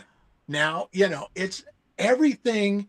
It's rehash of the same thing over. It's no different. Nothing has changed. Nothing has Bill, changed. they keep the conservatards and the magatards going with meaningless memes. If you remember back in the day, and Obama and Fast and Spurious, unbelievable, giving the Sinaloa drug cartel actual assault rifles, machine guns, 50 caliber sniper rifles, explosives, rocket propelled grenades, giving them to them under the bullshit auspice of, we were going to track them and then go get them, and we lost them. I hate when that happens. We just, they were right there, and we went to have a lunch break, and now they're all gone. We don't know where they went. Are you kidding me? Oh, and don't worry, they had another congressional committee. They had a hearing, and in the hearing, you had controlled criminal clowns like Daryl Issa, and then you will later get a meme. Daryl Issa tells Eric Holder, "You own Fast and Furious. You'll never do. We're going to take away your birthday." Meanwhile, many years later, Eric Holder, sitting as a multimillionaire, is thinking, I might run for president in 2020. You out of your black communist mind. Out of your communist mind. And another old meme, Trey Gowdy says just destroyed Hillary Clinton. Are you kidding me? And now we have the new memes of meaningless, and the new meaningless memes. Rand Paul just destroyed Anthony Fauci. You engineered the corona hoax in China. Just utter stupid and lies, bold lies. Gain of fiction, right, and all that stupidity. The conservatards get memes, and the commitards get laws and power. So this is what they have. This is how they've controlled throughout history. All right, let me go around the horn. Polarize people and pit them against each other over and over again, like a fractal of dialectics. Oh, well put. Let's see here. Jesus going to be putting juice. That was great. I finally found that. Okay, so round the horn, gentlemen. Anything else for Nathan? We'll let Nathan do summaries and closeouts. Wild Bull Munsell, you good? Anything else? Hey, wait, pause. Let's do this. Let me open it up to anything you may have had for a Cirucci team flipping tables, current events and whatnot, and that might actually spur, we've got a little bit of time left, that might actually spur Nathan to go away from his notes and talk about something else. Anything else, Bill, that doesn't have to be related to Nathan's work? Anything contemporary, current? No, not at the moment. I've been too busy working on projects and working my job, and haven't really paid attention about current events. It's all ridiculous anyway. It's all fiction. It's all Jesuit theater, and I just ignore it. I cut it out. I don't even pay attention. I will tell you, Doc's saying he's missing today, but he'll be around next week. Okay, I want to tell you.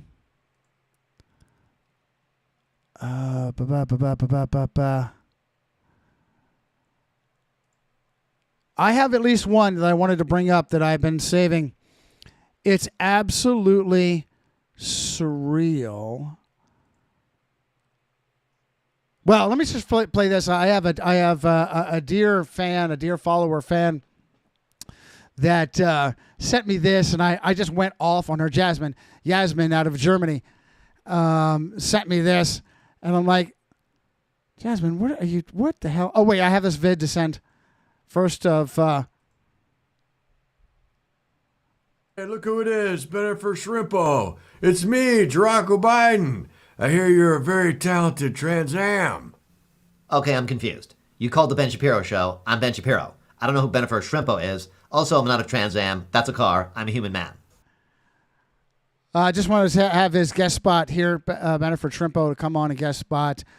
Let's see here. Share, where is my... So Yasmin sent me this, and I reacted rather strongly against her. I gave her a hard time.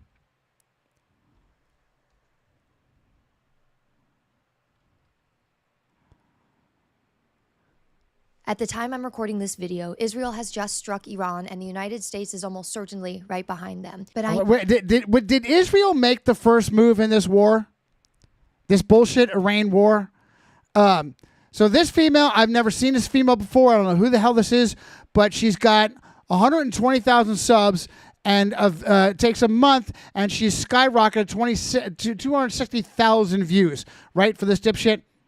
One thing that this vid and Yasmin has got me to realize is let's also fully understand that this bullshit war is a smokescreen. Not only is the purpose of this war for Jew baiting, but it's also a smokescreen to make things happen in the background outside of the so-called news cycle, as if there's any danger whatsoever to the frauds, the papal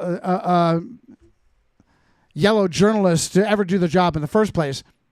I need you to focus, okay? Because today... I need you to focus, okay? Are you ready? I need you to focus. The same day that... Are you fucking kidding? Pardon my language. I was trying to keep this...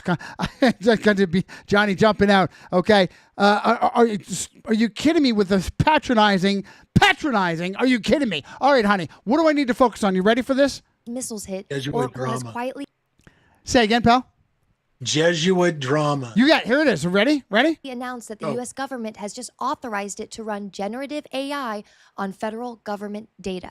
Your data and my data. The contract is titled FedRAMP High with a DISA impact level of 5. That means that Oracle can now run artificial intelligence, meaning pattern recognition, automated analysis, and decision-making tools on the Department of Defense mission data, on classified intelligence systems, and on your Medicare record. And you'll never guess the AI model that they're using to run across all of those records. Yes, I will. Jews. Jews? Is it Jews? Jews? Jews? Honey? Is it Jews? Hang on. Tell me. Elon Musk's XAI on top secret government data on your healthcare records all through Oracle. And that announcement went up on Oracle's blog the same Oracle, day come on, that who's every Jews? newsroom in America was pointed at Tehran. Now, I don't want to tell you what to think about all of that, but I will tell you this. I don't want to tell you Jews, but I'm going to tell you Jews. You ready? The last time we went to war with the Middle East, Larry Ellison used all of the chaos to lock down the UK's entire government data infrastructure. And I went over all of that in another video, Larry Ellison, I need you to focus. Larry Ellison, I need you to focus. You're focused on the wrong Jews. Now you're looking over here at these Jews. You're looking at Netanyahu. Wait, she actually says Netanyahu doesn't. highly recommend you watch after this because the British are still fighting these surveillance apparatus. The British, the proud, brave British are fighting the Jews, and they're losing. And digital IDs that came out of it to this day. And he's doing it again, except this time he's after us. Before you write this off as Israel's idea and is dragging the U.S. into it, remember who funds Netanyahu's entire military.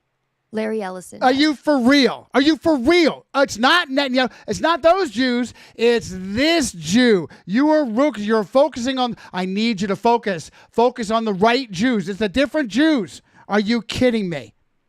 Right? Johnny. Go ahead, George. Okay, I meant to bring this up several weeks ago, but Larry Ellison, who runs Oracle and some other stuff, I could go look him up. His son Dave and his daughter Megan went to Sacred Heart Convent High School in Atherton, California, which is just south of San Francisco. Now, yes, the Ellisons are Jewish, but Larry decided to have both of his children educated by the Jesuits for all intents and purposes. So just thought I'd throw Brilliant that point, George. Brilliant point. What is more important, the Jew in the spotlight or the Jesuit who trained them? The Jew in the spotlight or the Jesuit who trained them? I want to tell you that we spoke earlier of Donald Trump. Go ahead. Somebody jumping in? I'm sorry, I just coughed. Okay. We spoke earlier of Donald Trump being a purposeful puppet buffoon. A purposeful puppet buffoon. Okay? And we have this.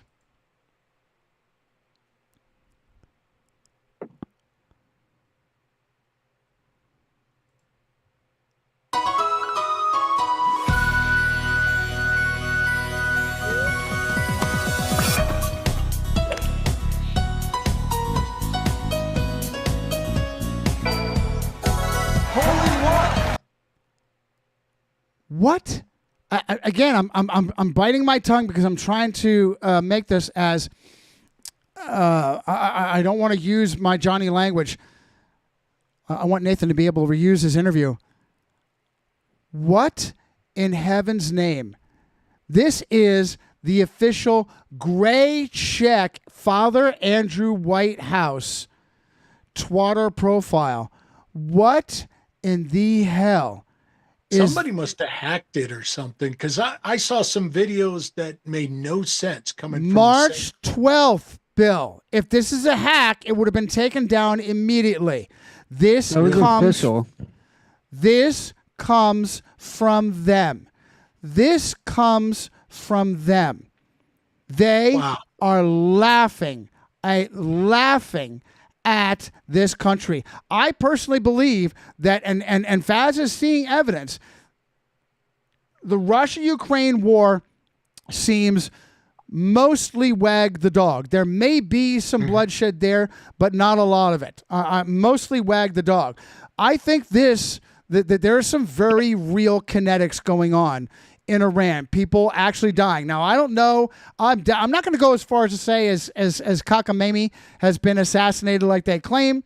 Very possible, plausible that they just simply, gave him the Epstein treatment and he's sitting next to Charlie Kirk and Jeffrey Epstein on Rape Island sipping Mai Tais. Either way, could go either way.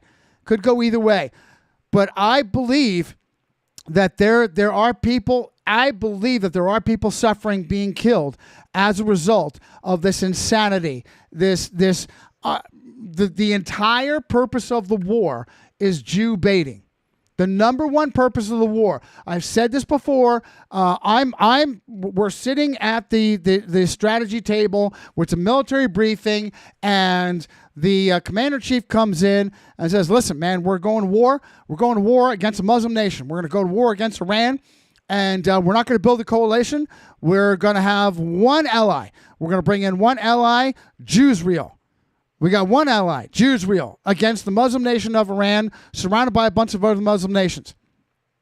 And my follow-on would be, and I've got to forgive my language, hey, sir, are you out of your ever-loving mind? Are you out of your ever-loving mind? Number one, we are a powerhouse. We don't need anybody's help. We, right? The pentagram doesn't need anybody's help.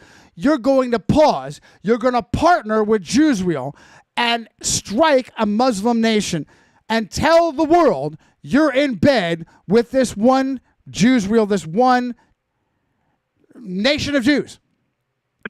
Is the purpose... We're doing stuff out in Lebanon, too.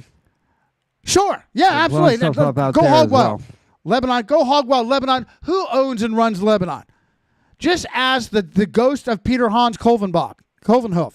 Just ask the ghost of the Superior General, who spent his entire time in Lebanon, ushered in his generalship with a massacre on Loyola's birthday of 300 Marines on October 23rd.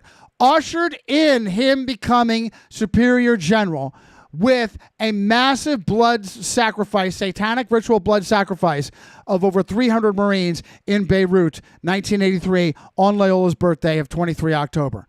Okay? What are we? I'll tell you what we're looking at.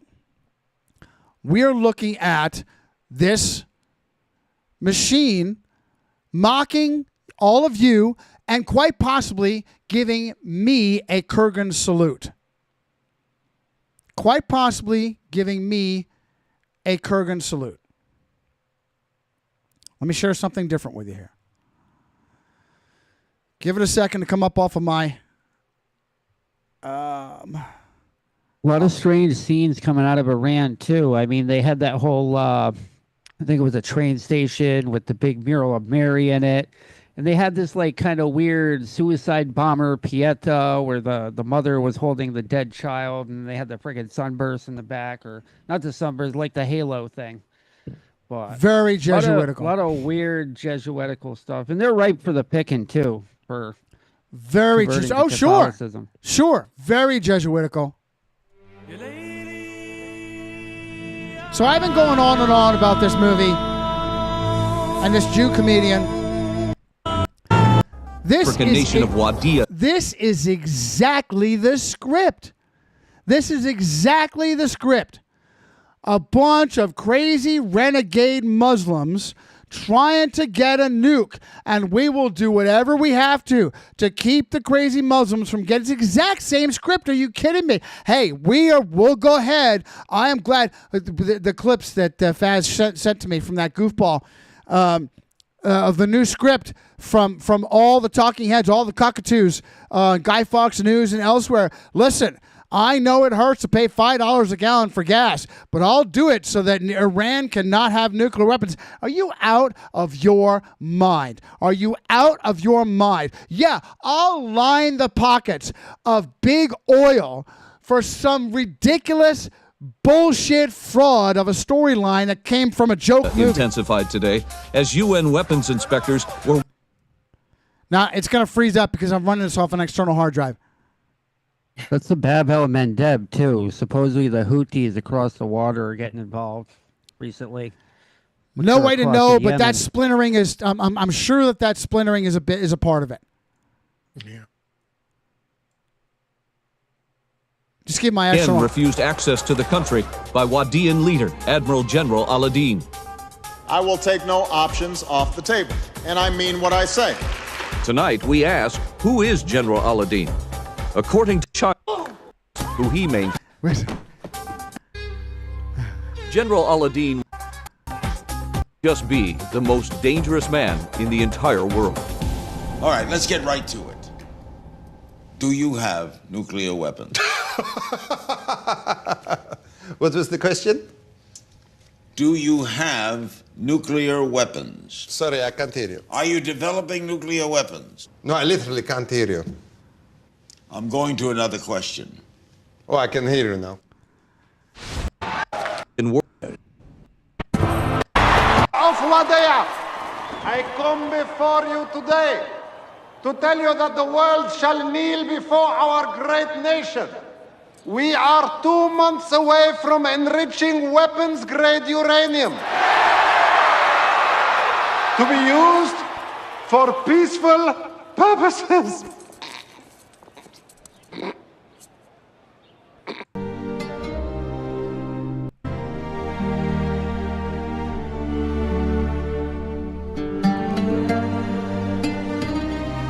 Here's where the we thing comes from.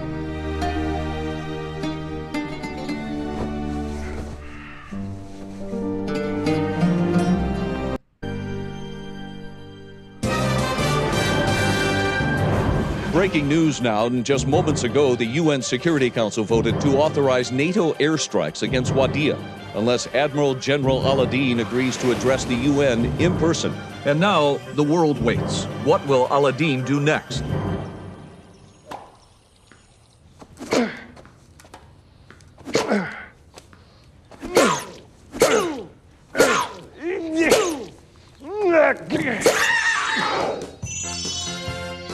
You've unlocked the suicide vest. Next, no, boring, come on. Beloved oppressor, I have just... Okay, so y'all are that stupid. Y'all are that stupid, right? Y'all are that fucking stupid. That they're actually taking from, and by the way, he is a what? A Hollywood Jew. And over the top, over-the-top Hollywood Jew. 10.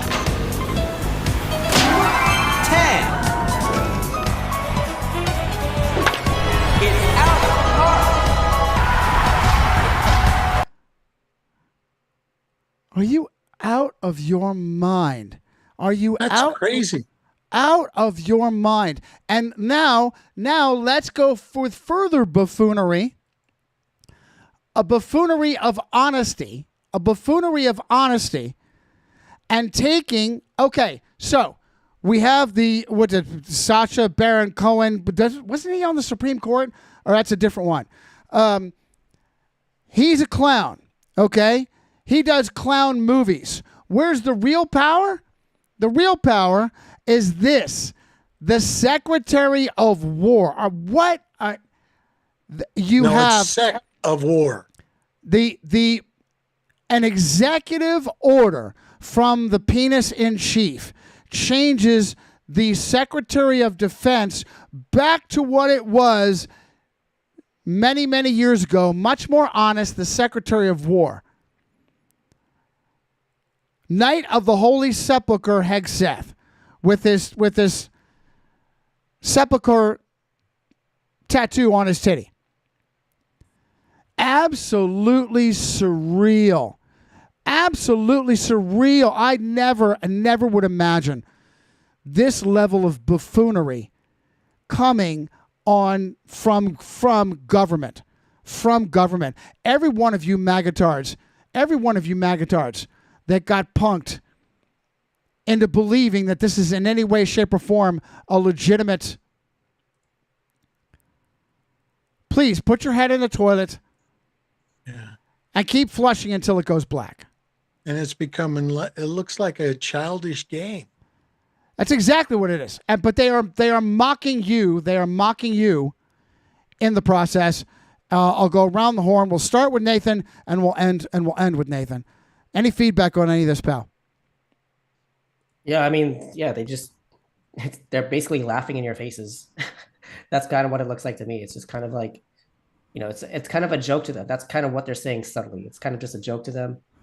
This whole war thing is like a theater, in my opinion. It's all fake, in my opinion. Is it okay if I share my screen real quick? Let me make sure that you can. Hang on. Stop. You may. Share away. Okay, let's see.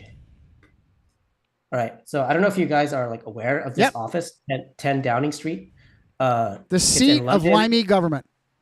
Yeah, it's the official residence and office of the Prime Minister of the UK as the First Lord of the Treasury. Okay, and if you look in this photo, if you zoom in, what does that look like? That looks like the Jesuit sunburst to me, doesn't it?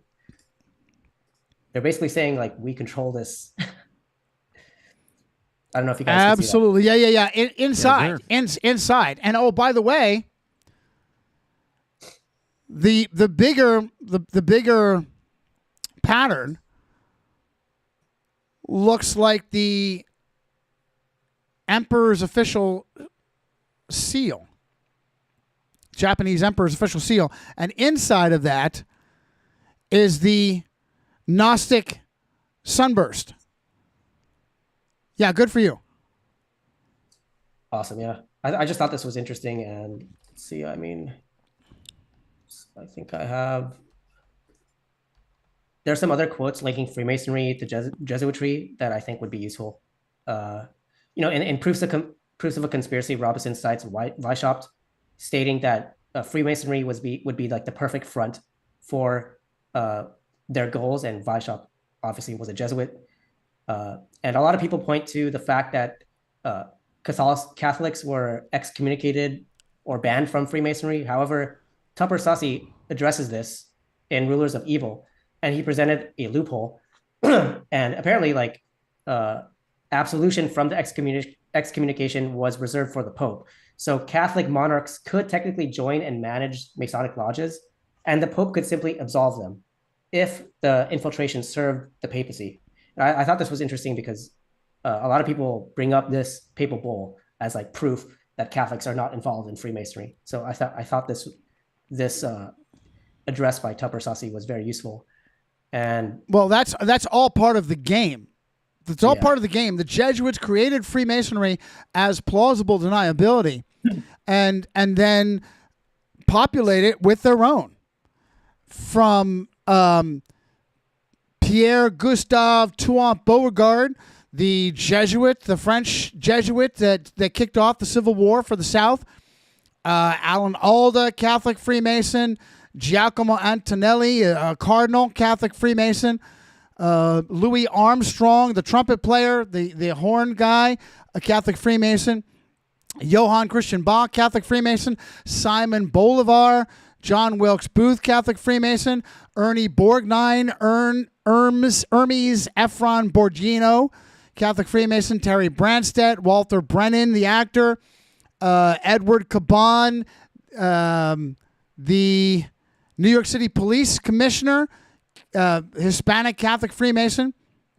Daniel Carroll, one of the founding fathers. Rene Auguste Chouteau, co-founder of St. Louis, Catholic Freemason. William Frederick Buffalo Bill Cody, Catholic Freemason. George Cohen, Mr. Yankee Doodle Dandy. Sebastian Francis de Miranda, Venezuelan revolutionary, Catholic Freemason. Robert De Niro, Catholic Freemason. Sir Arthur. Say again. Go ahead. Okay. Sir Arthur Ignatius Conan Doyle, Roman Catholic Freemason. Joseph Druskashvili, the aka Joseph Stalin, Roman Jesuit Freemason. Enrico Fermi, father of physics and nuclear reactors, Catholic Freemason. Clark Gable, Catholic Freemason. Mel Gibson, by the way, two middle names, Columcille and Gerard. Joseph Ignace Guillotine, the Jesuit godfather of the machine of his own name for cutting off heads. William Hale, the Indian murdering Catholic Mason, Keno cattle baron, paroled on Loyola's feast day. Dead on Queen of Heaven Day, as I guess August 15th. Francis Joseph Haydn, the composer, Catholic Freemason. Alfred Hitchcock, Catholic Freemason.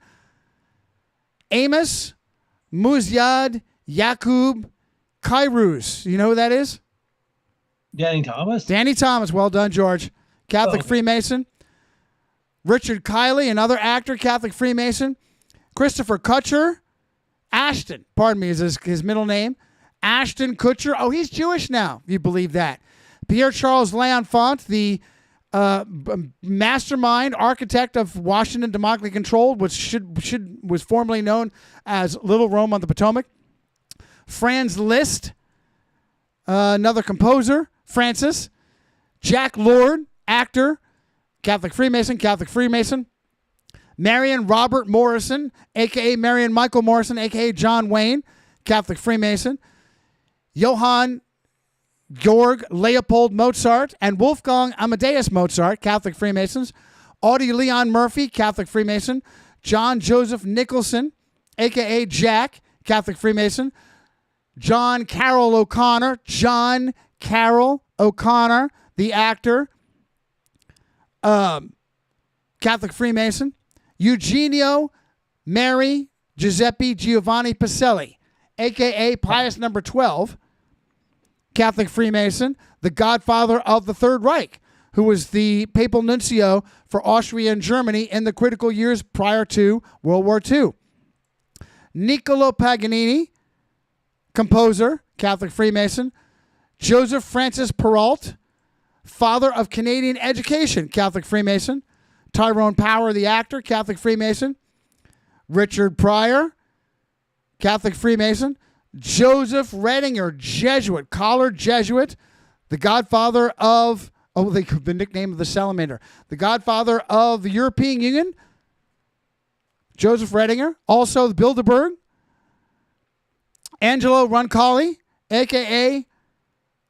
Jabba the Hutt. Oh, John, you're such an asshole. John number 23, Pope. George Herman Ruth, a.k.a. Babe, Catholic Freemason. Steve Scalise, Play ball Steve Scalise, the poor congressperson that got shot up and that ridiculous false flag. Catholic Freeman, what a surprise. What a surprise. He's a secret keeper. Francis Schubert, another Catholic Freemason composer. Martin Scorsese, Catholic Freemason.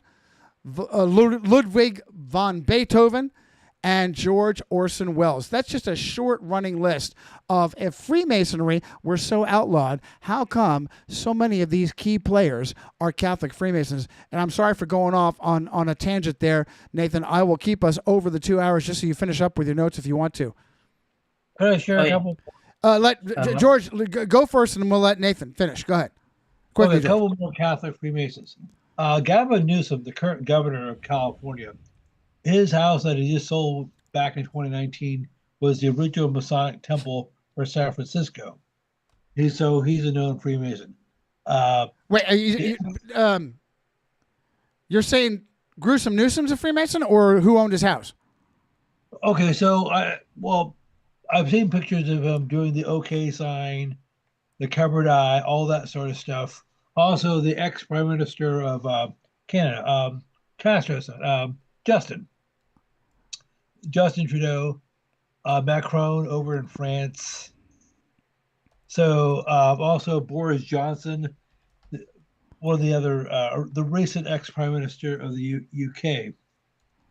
Okay, now are all of those names being thrown out based on your suspicions, or do you have any? Because honestly, that's a double-edged sword, in that it does help the Jesuit machine only if they're expendable, such as that group of idiots in New York City. They outed them all as a bunch of Freemasons, a bunch of Prince Hall kiddie table Freemasons, because they're expendable. I would say Macron, Newsom, Trudeau, Johnson, these are Catholics that are not expendable, and I doubt you have hard sources. This is just your suspicion, correct? Yes. Now, there's pictures of Boris Johnson, doing the covering his eyes. Also, there's similar pictures of Benedict Ratzinger doing that, as well as Wojtyla, John Paul II. So you're talking probably at least 5 or 6 popes in the 20th and 21st centuries who are almost certainly Freemasons. And at least 2 of whom were connected with P2, Propaganda Due over in Italy. Italian Freemasonry, okay? Good for you. Gladio. Okay. Right? Yes. So at least 2, you're talking Wojtyla, and who was it? Giovanni Montini, who became Paul VI. He was P2. So you had at least 2 popes who were involved with that lodge. Or at least 2 future popes who are involved with that lodge. So I just say that this is I'm going to pull a George here real quickly, that the imperial crest, the kikuman, is only relevant in relation to what appears in the architecture of 10 Downing Street because of how the Jesuits owned Japan. So we have the imperial crest, which the Jesuits own and run, and inside of that is the sunburst, and I would all take that as powerful evidence towards the British government being thoroughly controlled by the Jesuits. All right, and back to Nathan to clean up with his notes. Oh yeah, this is an interesting quote that I got from Jean-Marie Ragon, and his work is in French, and I had to translate this. And he wrote a lot about how the Jesuits they're basically using the Freemasons, and at a certain point he explains how the Jesuits view the Freemasons. And this is what he wrote, and I quote: "Swarms with Masons dedicated to St. John, and these countless Masons are chained slaves to the Jesuits." This is literally what he wrote in his book.